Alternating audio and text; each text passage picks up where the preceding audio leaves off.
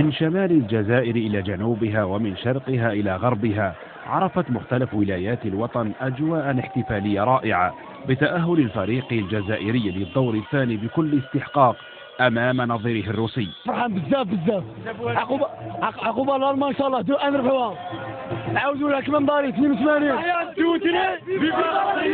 حيوا كاع الجمهور الجزائري وفتحتنا كاليفيكاسيون ويعطيكم الصحة.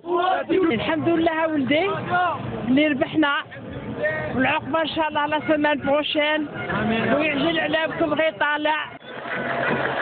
أنصار الخضر جابوا الشوارع ورسموا صورا استثنائية وملحمية، والصور أبلغ من كل تعبير.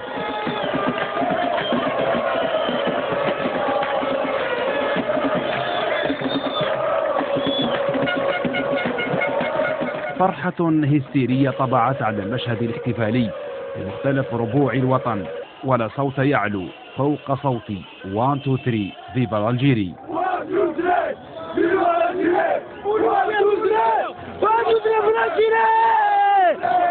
الجالية الجزائرية هي الأخرى صدحت حناجرها بكل وطنية وحرارة تعبيرا عن الاستحقاق التاريخي للفريق الجزائري.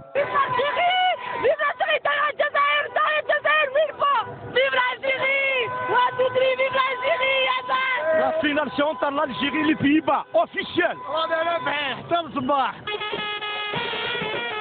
هكذا إذن استطاع محارب الصحراء وبتأهلهم جمع شمل الشعب الجزائري بمختلف شرائحه حول الحس الوطني وحب الجزائر.